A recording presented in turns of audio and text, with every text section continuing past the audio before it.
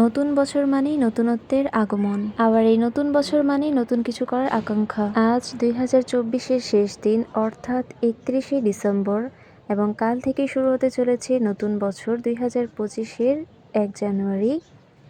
এবং এই যে আমি ভিডিওটিতে ভয়েস দিচ্ছি, এখন হচ্ছে 31 ডিসেম্বরের সকাল, এবং আমাদের ঢাকায় আজ সকাল থেকেই চারপাশে বিভিন্ন রকম বম আরো কত কিছু ফোটানো শুরু হয়ে গিয়েছে। অর্থাৎ 31st নাইটের যত রকম আয়োজন আছে সবকিছু এখন থেকে শুরু হয়ে গিয়েছে। সো যাই হোক, এখন আমরা আমাদের মূল ভিডিওতে চলে যাই। এবং এই তো আমি কি দিয়ে ক্রাফট করব কিছুই খুঁজে পাচ্ছিলাম না। সো আমার কাছে কিছু আর্টিফিশিয়াল ফুল ছিল যেটা হয়তো আমার কাজে লাগছিল না, সেটা দিয়ে আজকে আমি ক্রাফট করব। সো ফার্স্টে এটাকে ক্লিন করে এখন ছাদে নিয়ে চলে এসেছি এটাকে রোদে শুকানোর জন্য। সো ছাদে শীতে একটা পাশের বাসার পিচ্চির সাথে দেখা হয়ে গেল। সো সে আর কি একটু লজ্জা পাচ্ছিল, বলছিল যে আপু আমি ক্যামেরার সামনে আসবো না। তাই আর কি তাকে আমি ব্লার করে দিয়েছি। সে তো ইঁদুরের মতো লাফালাফি শুরু করে দিয়েছে যে কখন ক্যামেরা বন্ধ করবো আর সে কখন বের হবে।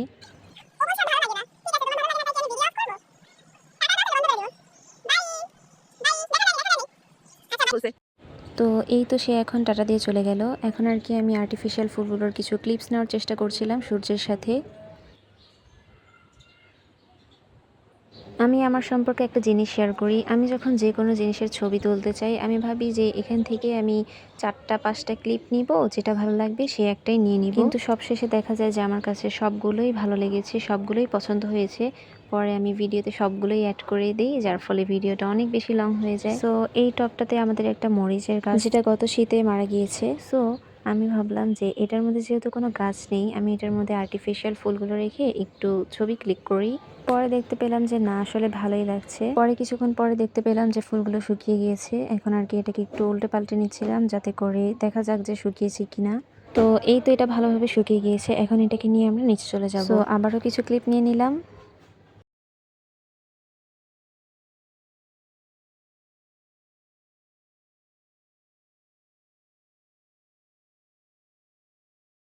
সো আজকের এই ক্রাফটটি করার জন্য আমাদের সর্বপ্রথমে প্রয়োজন হবে একটা কার্ডবোর্ড, এবং এই কার্ডবোর্ডটি যেহেতু আমার বাসার মধ্যে ছিল তাই আর কি আমি এটাই ইউজ করেছি আজকে। এখন নিয়ে নিচ্ছি আমাদের সেই আর্টিফিশিয়াল ফুলগুলো।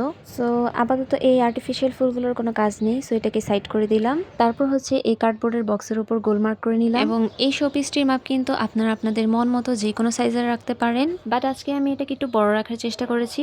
যে কোনো ক্রাফটের বেলায় আমার কাছে মাপ নিয়ে ক্রাফট করাটা অনেক বেশি ভালো লাগে, আবার অনেক সময় জটিলও মনে হয়। সো এই তো দাগ কেটে নেওয়ার পর এখন আমাদের একটা মাপ দেওয়া হয়ে গিয়েছে। এখন হচ্ছে আমরা যে প্রথমে যে মাপটি নিয়েছিলাম তার থেকে একটু বড় মাপ কেটে নিতে হবে। সো এই তো দাগ কাটাকাটির পার্টটা শেষ। এখন হচ্ছে এটাকে কাটাকাটি করার পালা। এখানে আমি শর্টস ভিডিওর জন্য কিছু একটা ট্রানজিশন ভিডিও নিতে চাচ্ছিলাম, এবং সেই শর্টসটা অলরেডি আপলোড হয়ে গিয়েছে, চাইলে দেখে আসতে পারেন। এবং সেই শর্টস ভিডিওটিতে আমি কাটাকাটির পার্টটা আর অ্যাড করলাম না, বাট এই ভিডিওটিতে দেখে নেন আমি এটা কিভাবে করছি, and it was really so satisfied. এবং এই কার্ডবোর্ডটি ফুটো করার পাশাপাশি কিন্তু এটার সাউন্ডটা অনেক বেশি স্যাটিসফাইড ছিল, যেটা আপনারা শুনতেই পেলেন। তো এই তো এখানে আমি দেখানোর চেষ্টা করেছি এটা আসলে কাটার পর কেমন লাগছে।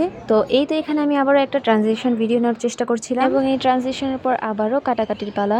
আসলে আমাদের কাছে যে কোনো শর্টস অথবা যে কোনো লং ভিডিও দেখতে মনে হয় অনেক বেশি ইজি, এই তো অনেক বেশি ইজি ভাবে সেই কাজটা করে ফেলেছে। আসলে ক্যামেরার পিছে একটা ভিডিও নিয়ে অনেকগুলো কাহিনী থাকে, এবং এর মধ্যে সর্বপ্রথমেই যে কাজটি হলো সেটা হচ্ছে আমাদেরকে অনেক বেশি ভাবতে হয় যে আমরা কি ক্রাফট করব, তারপর ভাবতে হয় সেটা কিভাবে করতে হবে, সেটা দেখতে কিরকম হবে, আরো নানা কিছু। তারপর হচ্ছে ক্যামেরার সামনে সেটাকে আপনাদের সাথে উপস্থাপন করা, যেটা হচ্ছে সবচাইতে বেশি কঠিন কাজ। একটা কাজ ক্যামেরার পিছনে যেটা করতে আমাদের আধা ঘন্টা লাগে, সেটা ক্যামেরার মধ্যে প্রায় 2 ঘন্টা হয়ে যায়। সো আপনারা এখন নিশ্চয়ই বুঝতে পারছেন যে একটা কন্টেন্ট ক্রিয়েটর সেটাকে ভাবা থেকে শুরু করে সেটাকে আপনাদের সামনে বাস্তবায়ন করার জন্য কতটা না কষ্ট সহ্য করতে হয়।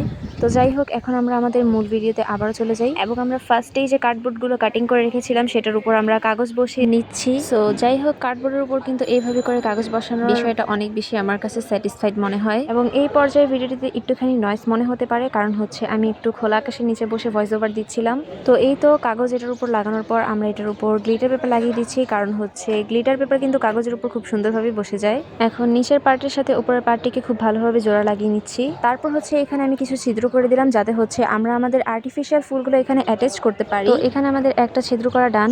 এখন আমরা এটার মধ্যে দেখছি যে আর্টিফিশিয়াল ফুলগুলো কিভাবে এটার মধ্যে অ্যাটাচ করলে ঠিক মতো টেকসই হবে কিনা। এবং এই শোপিসটির সাথে কিন্তু আমরা বানিয়েছিলাম একটা ছোট ক্যালেন্ডার, যেহেতু নিউ ইয়ার স্পেশাল ক্রাফট। এবং পরে আমি এই ক্রাফটের কালার থিমের সাথে এটাকে বদলে দিই, অর্থাৎ এই ক্যালেন্ডারটিকে আমি পার্পল কালার করে দিই। সো ফাইনালি এখন আমাদের ক্রাফটটা পুরোপুরি কমপ্লিট। এবং আজকের এই ভিডিওতে আমার ভয়েস ওভার একটু অন্যরকম মনে হতে পারে, কারণ হচ্ছে আমি এটাতে খুব বেশি তাড়াহুড়া করে ফেলেছি, যেহেতু আজকে রাত 12টা থেকে আমাদের নিউ ইয়ার শুরু হতে চলেছে।